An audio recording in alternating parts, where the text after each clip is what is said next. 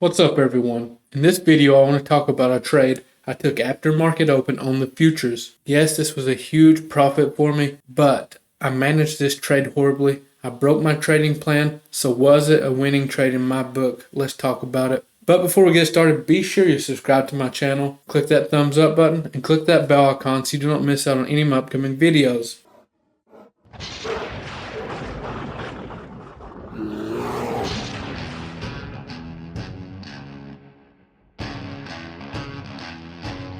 Now this trade was based off nice VWAP. We have the VWAP here. Prior day close was here. That 4161 was a level I was looking to reject pre-market, which never played out. So we pushed up to this VWAP. I said, okay, I'm going to give this a go. I went short. My first entry was at 4161. Looking back, I should have waited till we pushed up to this prior day close. I kind of forced this trade. I rushed it. That's me breaking my trading plan. I averaged down more than once. That's me breaking my trading plan again. Fortunately, it hit this prior day close and rejected perfectly. I actually kind of walked away.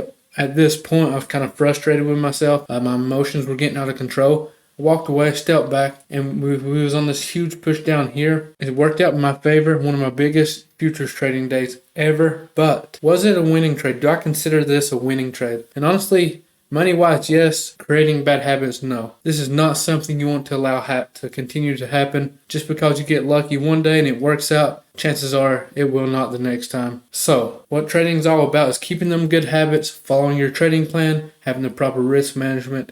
I'm going to document this trade and move on to the next. So hopefully this helps someone out that's struggling with the same thing. Have a big lucky trade, kind of gets you into a bad swing of things. Just even when you get lucky like this, have a big day off a bad trade, bad execution. You just can't let it continue. You got to write these trades down. If you don't write these trades down, you can't see what you're doing wrong right in front of you. You're going to continue to do that wrong. That's why it's so important to document it. But yeah, that's basically the trade. I ended up getting out down here on this candle.